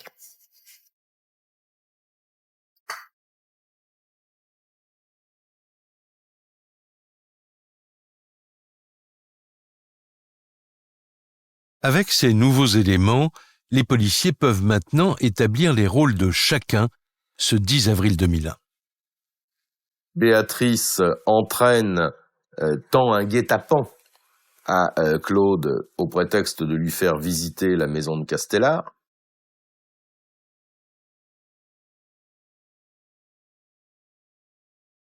Les 2 faux jardiniers, c'est évidemment Roméo et Co. Ils abattent Claude Bichet d'une balle dans la tête après l'avoir fait mettre à genoux. On imagine que c'est Roméo qui a donné ce coup de feu parce qu'il l'avait déjà fait auparavant.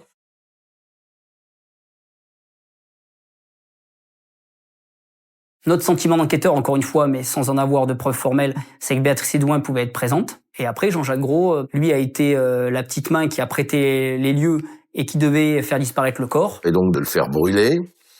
Sauf qu'il a décidé de faire autrement, puisqu'il l'a enterré au fin fond de son poulailler. Quant à la voiture de la victime, elle demeure introuvable.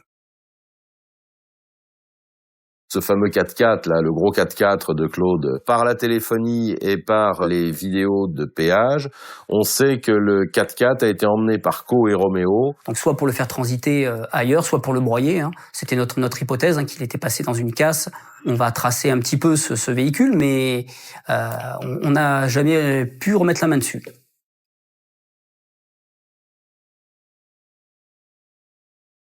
Face au juge d'instruction, Béatrice Hédouin ne change pas de version. Elle voulait juste donner une leçon à son compagnon, moyennant 10 000 francs, à peine 1 500 €. Béatrice Hédouin, elle va garder la même ligne devant le magistrat instructeur. Pour elle, elle a payé Co pour une correction. La correction a mal tourné. Claude Bichet est mort. Là, on le lui a annoncé en lui disant maintenant, il va falloir payer parce que sinon, le meurtre, il est pour toi. Dès lors, les truands auraient exigé d'elle 400 000 francs, soit 70 000 €. Béatrice, ne les ayant pas sous la main, aurait négocié avec eux un arrangement financier. Ce qu'on sait de manière certaine, c'est qu'elle a payé ce contrat à crédit, en versant tous les mois un loyer.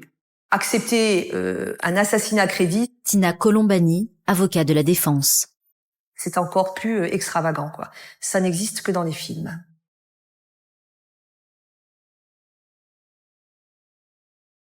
Pour l'accusation, si la blessure infligée par Claude a été l'élément déclencheur, au final, c'est par excès d'orgueil que Béatrice a ordonné son exécution. Le mobile dans cette histoire est relativement simple. On s'aperçoit sur l'enquête que Claude avait quitté Béatrice. Pour moi, Béatrice, je pense qu'elle a fait ça parce qu'elle voyait que mon père y échappait. Pierre Bichet, fils de Claude Bichet.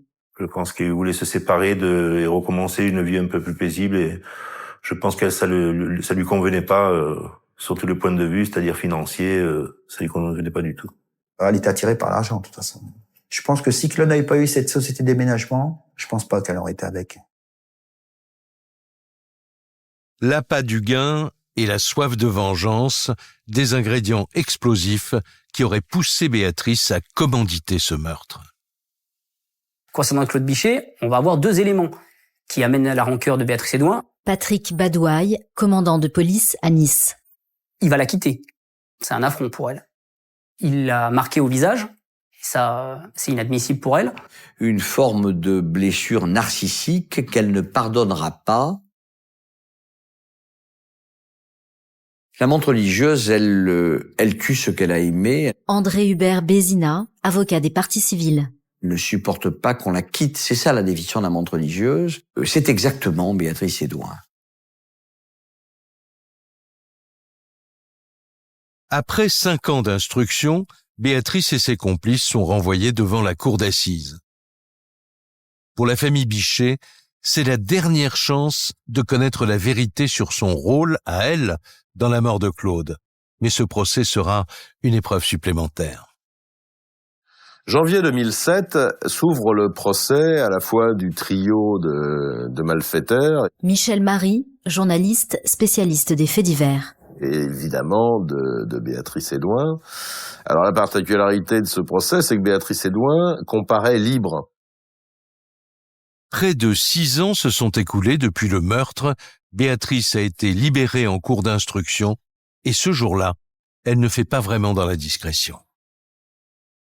Elle arrive sur son 31, plus aguichante que jamais, perchée sur ses talons. C'est comme si elle arrive sur une scène de théâtre, en fait.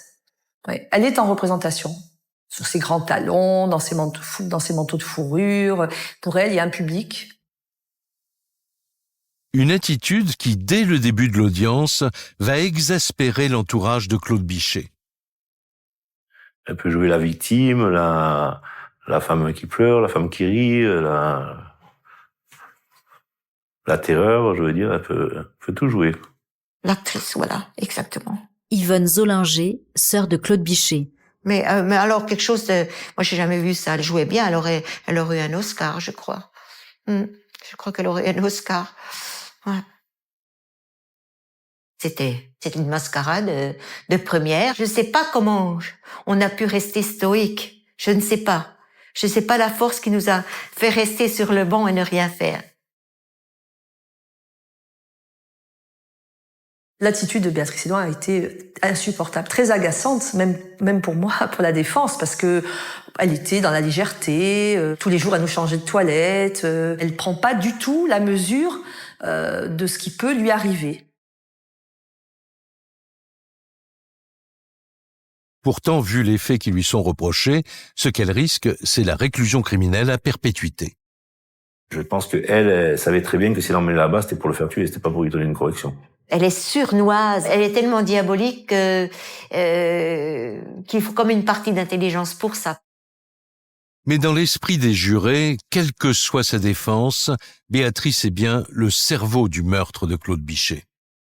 Ben là, elle est prise dans un piège, à mesure où c'est elle qui a fait appel à M. Caux et M. Roméo, même si c'est pour une correction, c'est elle qui déclenche cela. Après, ça se passe mal. Au final, on sait malheureusement ce qui s'est passé dans les faits, à savoir que un honnête homme a été assassiné, père de famille, travailleur, parfaitement honnête, élu de la population de son village. Après 5 jours de débat, les 4 accusés sont conjointement déclarés coupables de meurtre avec préméditation. Michel Caux est condamné à 25 ans de prison, Laurent Roméo à 15 ans, Jean-Jacques Gros à 10 ans. Et pour Béatrice, enfin, la véritable star du procès, 20 ans de réclusion criminelle.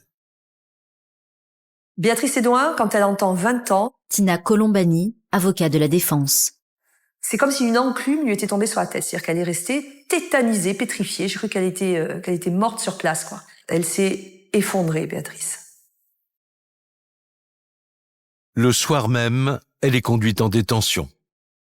Béatrice Hédouin est incarcérée, et là, ce n'est plus du tout la même Béatrice, quoi. C'est justement cette image qu'elle donne de la femme séduisante, coquette, ça passe pas du tout en prison, ça. Elle est physiquement quasi méconnaissable.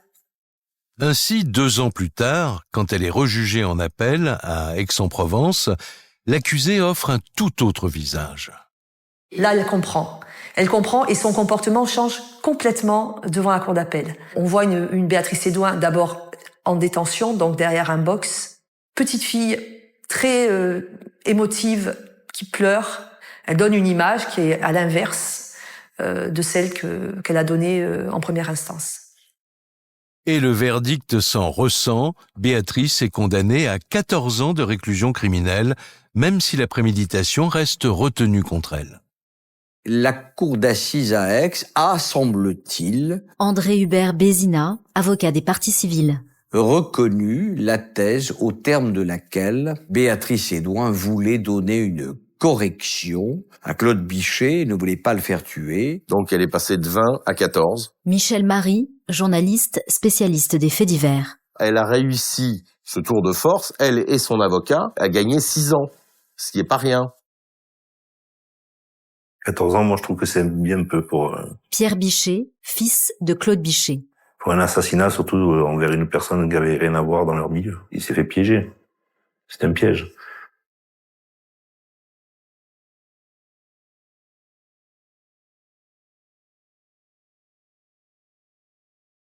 Ce jugement a permis à Béatrice d'obtenir une libération conditionnelle après 11 années de détention. Elle a été libérée en 2013 et je n'ai plus eu de nouvelles depuis. Aujourd'hui, Béatrice Hédouin a achevé de purger sa peine et n'a plus jamais refait parler d'elle. Mais les proches de Claude Bichet, eux, ne l'ont pas oublié. Une famille qui reste hantée par le souvenir de cette femme fatale et machiavélique. Et une affaire comme ça qui dure des années, et puis nous, ça nous restera toujours dans la tête. Je veux dire, c'est une histoire que, voilà, on nous a enlevé quelqu'un qui fait partie de notre vie, et pardonnera jamais. Claude était un type vraiment formidable. Elle a fait beaucoup de mal en faisant ce qu'elle a fait faire. Voilà. Alors, je pensais ça. Puis même maintenant, il me manque. C'est pas possible.